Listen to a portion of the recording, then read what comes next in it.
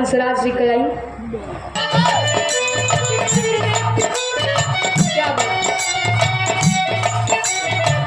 दिखे समधि झब्बू लाल यादव खरसड़ा बिहार की धरती से बुल्लू गुरु के अखाड़े के गायक बुल्लू गुरु अखाड़े बुल्लू गुरु गणेश के अखाड़े से आप गावे आपके बहुत से साथ 101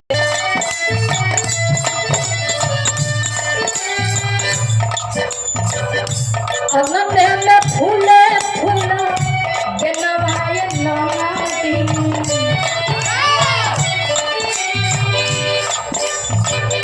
में फूले फूला के नवाए नवाती बाजेला बधाइया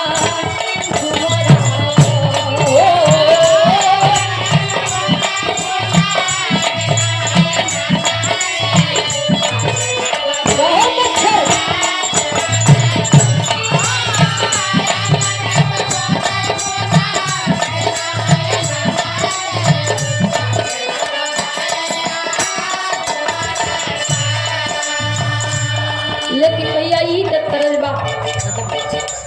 निर्गुण में हमारे गुरु जी बड़ा ही सुंदर बहुत ही प्यारी लाइन का लिख ले हम आई जब पिया कर खबर आए चिराई आई जब पिया कर खबर आए चिराई छोड़ के जही बुलैया रखिया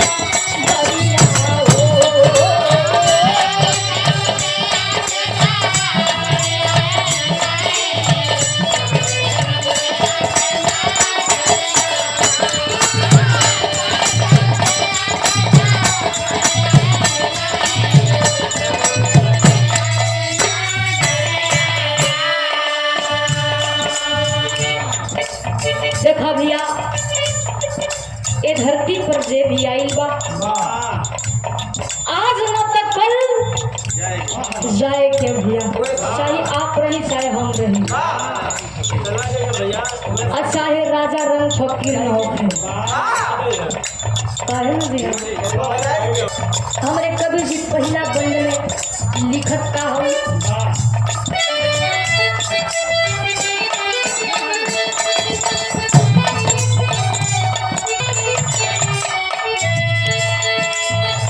सखिया सने हर मिलके तोहके सजाई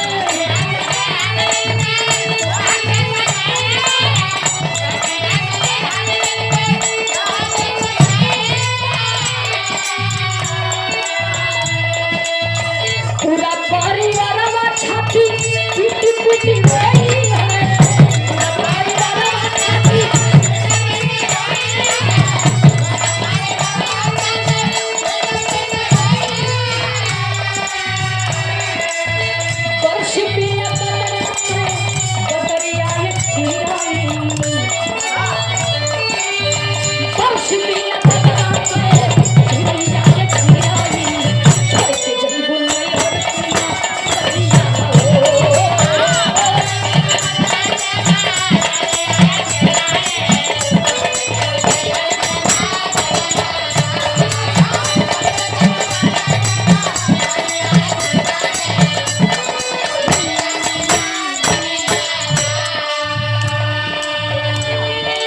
देखा भैया बतावल जला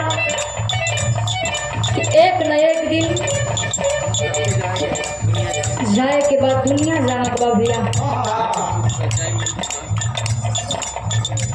देखा भैया जैसे घर में से डोली निकले ले वो समय कितना खुशी रहला भैया लेकिन जब घर में से अर्थी निकले ले भैया कितना तकलीफ होला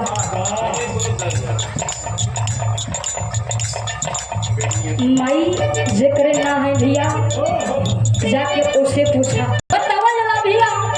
कि अमृत का धार केहू कितनो पियाई एगो माई बिना भाई कैसे कर जवा जुड़ाई हो भाई एगो माई बिना माई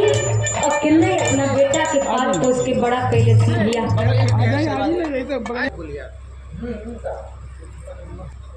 नवा मतलब पाँच तरह से सब बता दे एक का सब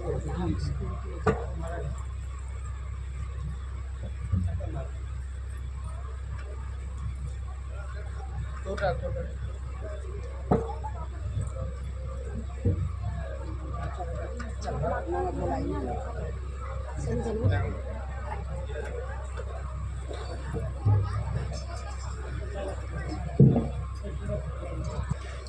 परम आदरणीय पूजनीय हमारे बड़े भैया गुड्डू प्रधान यादव जी, जिनकी माता जी इस दुनिया में नहीं रही, उनकी धर्म पत्नी आपके बोर से पंखुड़ी में गुथा हुआ पुष्पहार और ढेर सारा प्यार दुलार सम्मान देकर सम्मानित किया गया। और जो इस माता इस दुनिया में नहीं है, अच्छा, जो इस दुनिया में नहीं है माता जी, उनकी बेटी सरोज यादव, पंखुड़ी में गुथा हुआ पुष्पहार और ढेर सारा लोग दिगली और माता जी की तरफ से पंखुड़ी में गुथा हुआ पुष्पहार सादर 201 रुपये देकर सम्मानित किया गया। सभी लोगों को छोड़ो प्रणाम, सभी के प्रणाम का लगी बात लोग इधर तक भैया ले लेगा।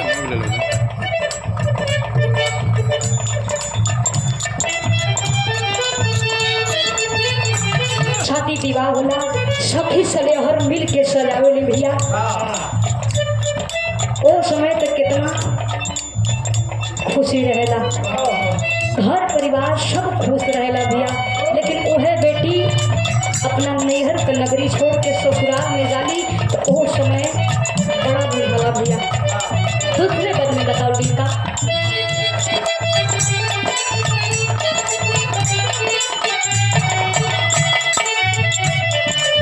छूटी जई है माई बाबू भाई भौजाई,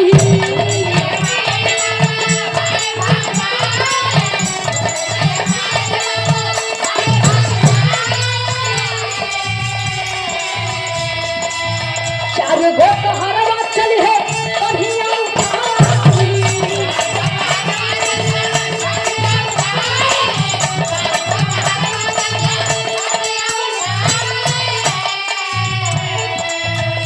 रली है सब की नजरिया ये सीधाई, रली है सब की नजरिया ये सीधाई, सोचे गई वो कोई हरकी ना नजरिया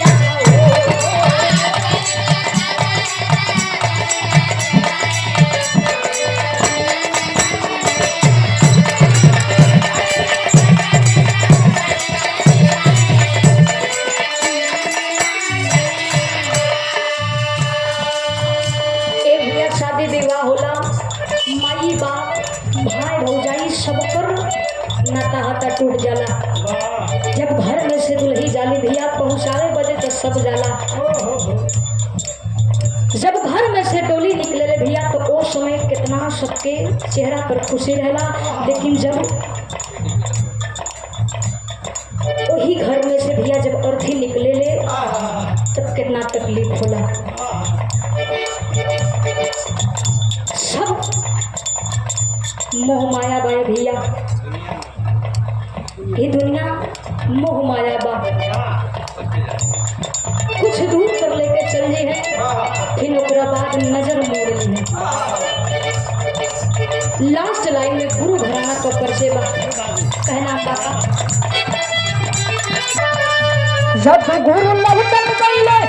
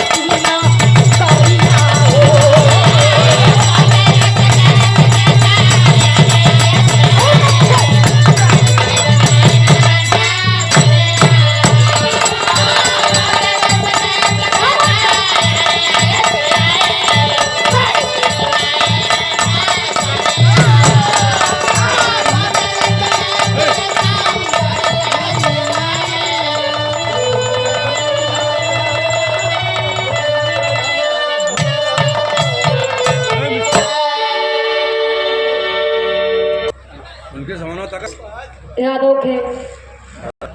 आप उनके सुपुत्र हैं। यादव आपके ओर से, और देखिए भैया भावी प्रधान भी बड़ा संतोष यादव परम आदरणीय पूजनीय हमारे बड़े भैया सादर 200 रुपया देकर सम्मानित किया गया। और साथ ही बहुत सुंदर एक गामछा